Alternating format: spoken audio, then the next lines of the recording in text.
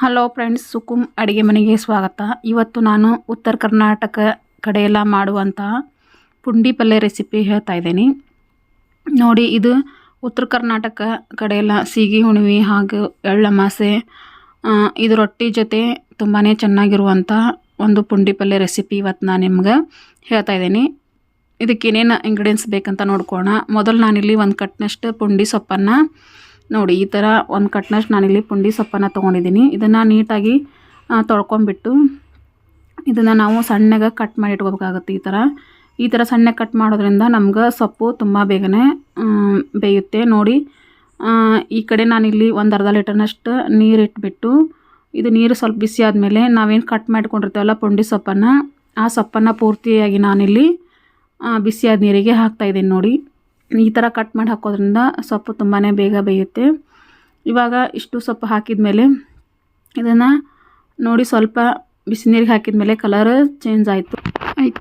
1/4 tea ಸ್ಪೂನಷ್ಟು ಮೆಂತೆ, ಹಾಗೆ 1 ಟೇಬಲ್ ಸ್ಪೂನಷ್ಟು ಕಡಲೆಬೇಳೆ, 2 ಟೇಬಲ್ ಸ್ಪೂನಷ್ಟು ಕಡಲೆ ಬೀಜ, ಶೇಂಗಾ ಕಾಳು ಅಂತ ಏನಂತಾರಲ್ಲ ಅದು ಹಾಕಿದ ಮೇಲೆ ಇದನ್ನೆಲ್ಲನೂ ಹಾಕಿ ಒಂದು 10 ನಿಮಿಷ ನಾವು ಸಣ್ಣ ಉರಿಯಲ್ಲಿ ಇದನ್ನು ಚೆನ್ನಾಗಿ ಬೇಯಿಸ್ಕೋಬೇಕಾಗತ್ತೆ. ಇದಕ್ಕೊಂದು ಪ್ಲೇಟ್ ಮುಚ್ಚಿಬಿಟ್ಟು 10 ನಿಮಿಷ ಸಣ್ಣ ಉರಿಯಲ್ಲಿ ನಾವು ಇದನ್ನ ಸೊಪ್ಪನ್ನು ಬೇಯಿಸ್ಕೊಳ್ಳೋಣ. ಅಲ್ಲಿವರೆಗೂ ನಾನಿಲ್ಲಿ ಖಾರ ರೆಡಿ ಮಾಡ್ಕೋಬೇಕಾಗುತ್ತೆ. ಅದಕ್ಕೆ 4 ಹಸಿಮೆಣಸಿನ್ಕಾಯಿ, ಹಾಗೆ 2 ದೊಡ್ಡ ಬೆಳ್ಳುಳ್ಳಿ ಜಾಸ್ತಿ ಹಾಕ್ಕೋಬೇಕಾಗುತ್ತೆ. ಇದಕ್ಕೆ ಒಂದು ಅರ್ಧ ಟೀ ಸ್ಪೂನಷ್ಟು ನಾನಿಲ್ಲಿ ಜೀರಿಗೆ ಹಾಕ್ಕೋತಾ ಇದ್ದೀನಿ. ಹಾಗೆ ರುಚಿಗೆ ತಕ್ಕಷ್ಟು ಸ್ವಲ್ಪ ಇಲ್ಲಿ ನಾನು ಉಪ್ಪು ಹಾಕ್ಕೊಂಡು ಇದನ್ನು ನುಣ್ಣಗೆ ರುಬ್ಕೋಬಾರ್ದು, ಹಾಗೆ ತರತರಿಯಾಗಿ ರುಬ್ಕೋಬೇಕಾಗುತ್ತೆ. ಈ ಥರ ರುಬ್ಬಿಟ್ಕೊಂಡಿದ್ಮೇಲೆ ನೋಡೋಣ ಇವಾಗ ಸೊಪ್ಪು ಯಾವ ಥರ ಬೆಂದಿದೆ ಅಂತ.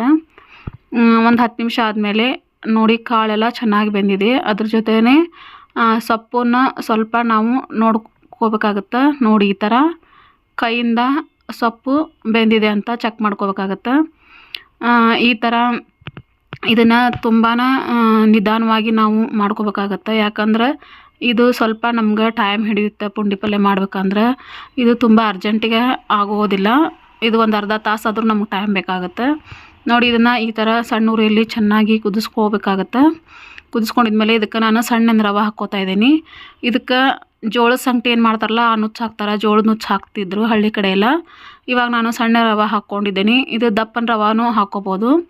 1-2 ದೊಡ್ಡ ಟೇಬಲ್ ಸ್ಪೂನಷ್ಟು ಸಣ್ಣ ರವೆ, ಹಾಗೆ 1-2 ದೊಡ್ಡ ಟೇಬಲ್ ಸ್ಪೂನಷ್ಟು ನಾನಿಲ್ಲಿ ಏನು ರೊಟ್ಟಿ ಮಾಡ್ತೀವಲ್ಲ ಜೋಳದ ಹಿಟ್ಟು ಹಾಕ್ಕೋತಾ ಇದ್ದೀನಿ. ಯಾಕಂದ್ರೆ ಜೋಳದ ನುಚ್ಚಿಲ್ಲಲ್ಲ, ಹಾಗಾಗಿ ನಾನು ಬೈಂಡಿಂಗಿಗೋಸ್ಕರ ಇಲ್ಲಿ ನಾನು ಜೋಳದ ಹಿಟ್ಟು ಹಾಕ್ತಾಯಿದ್ದೀನಿ.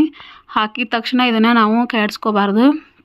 ಇದೆಲ್ಲ ಹಿಟ್ಟು ಆ ನೀರು ಜೊತೆ ಚೆನ್ನಾಗಿ ಉಗಾದಲ್ಲಿ ಚೆನ್ನಾಗಿ ಬೆಂದ್ಕೊಳ್ಳಿ. ನೋಡಿ, ಇವಾಗ ಈ ಥರ ಒಂದು 10 ನಿಮಿಷ ಕುದಿಸ್ಕೊಂಡಿದ್ಮೇಲೆ ಆಮೇಲೆ ಇದನ್ನು ನಾವು ಕೈಯಾಡಿಸ್ಕೋಬೇಕಾಗತ್ತೆ. ನಾವು ಹಿಟ್ಟು ರವೆ ಹಾಕಿದ ತಕ್ಷಣ ನಾವು ಕೈಯಾಡಿಸ್ಕೋಬಾರ್ದು. ಈ ಥರ ಸಣ್ಣ ಉರಿಯಲ್ಲಿ ನಾವು ಇದನ್ನ ಚೆನ್ನಾಗಿ ಬೇಯಿಸ್ಕೋಬೇಕಾಗತ್ತೆ. ನೋಡಿ, ಈ ಥರ ನೀರು ಕ್ವಾಂಟಿಟಿ ಸ್ವಲ್ಪ ಕಡಿಮೆ ಆಗ್ತಾ ಬರ್ತಾಯಿದೆ.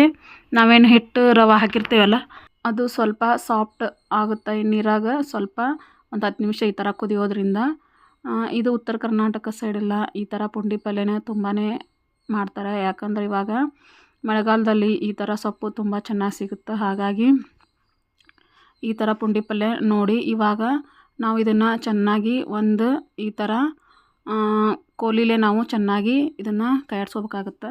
ಇದು ಸ್ವಲ್ಪ ಗಂಟಾದರೂ ಪರವಾಗಿಲ್ಲ. ಇದನ್ನು ಒಂದು 5 ನಿಮಿಷ ನಾವು ಇದನ್ನು ಚೆನ್ನಾಗಿ ಕೈಯಾಡಿಸ್ಕೊಂಡ್ರೆ ಎಲ್ಲ ಗಂಟು ಒಡೆದು ಹೋಗುತ್ತೆ. ನೋಡಿ, ಈ ಥರ ಮಾಡೋದ್ರಿಂದ ನಮ್ಗೆ ತುಂಬಾ ಪುಂಡಿ ಪಲ್ಯ ಚೆನ್ನಾಗಿ ಕುದ್ದು ಸಾಫ್ಟಾಗಿ ಬರುತ್ತೆ. ಇಲ್ಲಾಂದ್ರೆ ಒಂದು ತಪ್ಪಲ ಒಂದು ಕಡೆ, ರವೆ ಒಂದು ಕಡೆ ಆಗುತ್ತೆ. ನೋಡಿ, ಇವಾಗ ಈ ಥರ ನೀಟಾಗಿ ಕೈಯಾಡಿಸ್ಕೊಂಡಿದ್ಮೇಲೆ ಸ್ವಲ್ಪ ಅರಿಶಿನ ಪುಡಿ ಹಾಕ್ತಾ ಇದ್ದೀನಿ. ಹಾಗೆ ನಾವೇನು ಅಚ್ಕಾರ ರುಬ್ಬಿಟ್ಕೊಂಡಿರ್ತೀವಲ್ಲ ಅದನ್ನು ಹಾಕ್ಕೊಂಡು ಇವೆರಡು ಹಾಕಿದ ಮೇಲೆ ಸ್ವಲ್ಪ ಉಪ್ಪು ರುಚಿಗೆ ತಕ್ಕಷ್ಟು ನೋಡಿಕೊಂಡು ಹಾಕ್ಕೋಬೇಕಾಗುತ್ತೆ. ಹಾಕಿದ ಮೇಲೆ ಸ್ವಲ್ಪ ಮೇಲೆ ಎಣ್ಣೆ ಹಾಕ್ತಾಯಿದ್ದೀನಿ. ಎಣ್ಣೆ ಹಾಕೋದ್ರಿಂದ ಪಲ್ಯ ಸ್ವಲ್ಪ ಸೈನಿಂಗ್ ಬರುತ್ತೆ. ಇದಕ್ಕೆ ಒಗ್ಗರಣೆ ಏನು ಹಾಕೋದಿಲ್ಲ ನಾವು. ಇದಕ್ಕೆ ಸ್ವಲ್ಪ ಮೇಲೆ ಎಣ್ಣೆ ಹಾಕಿ ಇದನ್ನ ಸ್ವಲ್ಪ ಚೆನ್ನಾಗಿ ಕೈಯಾಡಿಸ್ಕೊಳ್ಳೋಣ. ಇದನ್ನು ಹಸಿ ಖಾರ ನಾವು ಏನು ಮಾಡಿ ಹಾಕಿರ್ತೀವಲ್ಲ ಅದು ಸ್ವಲ್ಪ ಇದ್ರ ಜೊತೆ ಚೆನ್ನಾಗಿ ಕುದ್ಕೋಬೇಕಾಗುತ್ತೆ. ನಾವು ಈ ಥರ ಹಾಕಿ ಕೈಯಾಡಿಸಿ ತೆಗೆದುಬಿಟ್ರೆ ಅದು ಹಸಿ ವಾಸನೆ ಹೋಗಿರೋದಿಲ್ಲ. ಹಾಗಾಗಿ ನಾವೇನು ಹಸಿಮೆಣಸಿನ್ಕಾಯಿ ಪೇಸ್ಟು, ಅರಿಶಿನ ಹಾಕಿದ ಮೇಲೆ ಒಂದು 5 ನಿಮಿಷ ನಾವು ಇದನ್ನು ಸಣ್ಣ ಉರಿಯಲ್ಲಿ ಬೇಯಿಸ್ಕೋಬೇಕಾಗುತ್ತೆ. ಅಂದ್ರೆ ಖಾರ ಉಪ್ಪು ಎಲ್ಲ ಹೊಂದ್ಕೊಂಡು ಸರಿಯಾಗಿ ಹೊಂದ್ಕೊಳ್ಳುತ್ತೆ. ನೋಡಿ, ಈ ಥರ ಸಣ್ಣ ಉರಿಯಲ್ಲಿ ನಾವು 10 ನಿಮಿಷ ಇದನ್ನು ಬಾಯಿ ಮುಚ್ಚಿ ಇಟ್ಬಿಡೋಣ. ನೋಡಿ 10 ನಿಮಿಷ ಆದಮೇಲೆ ಕಲರ್ ಎಷ್ಟು ಚೆನ್ನಾಗಿ ಬಂದಿದೆ. ಹಾಗೆ ನೋಡಿ ನಮ್ಗೆ ಇದರಲ್ಲಿ ಹಾಕಿರೋ ತಪ್ಪಲನೂ ಕಾಣ್ತಾ ಇಲ್ಲ, ಹಾಗೆ ರವಾನೂ ಕಾಣ್ತಾ ಇಲ್ಲ. ಒಂದಕ್ಕೊಂದು ಎಷ್ಟು ಚೆನ್ನಾಗಿ ಹೊಂದ್ಕೊಂಡಿದೆ ಅಂತ. ಈ ಥರ ಪುಂಡಿ ಪಲ್ಯ ಬಿಸಿ ಬಿಸಿ ಜೋಳದ ರೊಟ್ಟಿ ಜೊತೆ ತುಂಬಾ ಚೆನ್ನಾಗಿರುತ್ತೆ. ಅದರಲ್ಲಿ ಮಧ್ಯೆ ಮಧ್ಯೆ ನಮ್ಗೆ ನಾವು ಹಾಕಿರುವಂಥ ಕಡಲೆ ಬೀಜ ಹಾಗೆ ಕಡಲೆಬೇಳೆ ಏನು ಮಧ್ಯೆ ಮಧ್ಯೆ ಸಿಗುತ್ತಲ್ಲ, ತುಂಬಾ ಚೆನ್ನಾಗಿರುತ್ತೆ. ನೋಡಿ ಇವಾಗ ಪುಂಡಿ ಪಲ್ಯ ರೆಡಿ ಆಯಿತು. ಇದನ್ನು ನಾನು ಇಲ್ಲೊಂದು ಸರ್ವಿಂಗ್ ಬೌಲ್ಗೆ ಹಾಕ್ತಾಯಿದ್ದೀನಿ. ಉತ್ತರ ಕರ್ನಾಟಕ ಸ್ಪೆಷಲ್ ಜೋಳದ ರೊಟ್ಟಿ ಜೊತೆ ಪುಂಡಿ ಪಲ್ಯ ಯಾವ ಥರ ಮಾಡೋದಂತ ಹೇಳಿದ್ದೀನಿ. ಈ ವಿಡಿಯೋ ಇಷ್ಟ ಆಗಿದ್ದರೆ ಲೈಕ್ ಮಾಡಿ, ಶೇರ್ ಮಾಡಿ. ಹಾಗೆ ಯಾರು ನನ್ನ ಚಾನಲ್ ಸಬ್ಸ್ಕ್ರೈಬ್ ಮಾಡ್ಕೊಂಡು ನೋಡ್ತಾ ಇಲ್ವೋ ದಯವಿಟ್ಟು ಸಬ್ಸ್ಕ್ರೈಬ್ ಮಾಡ್ಕೊಂಡು ನೋಡಿ. Thank you for watching.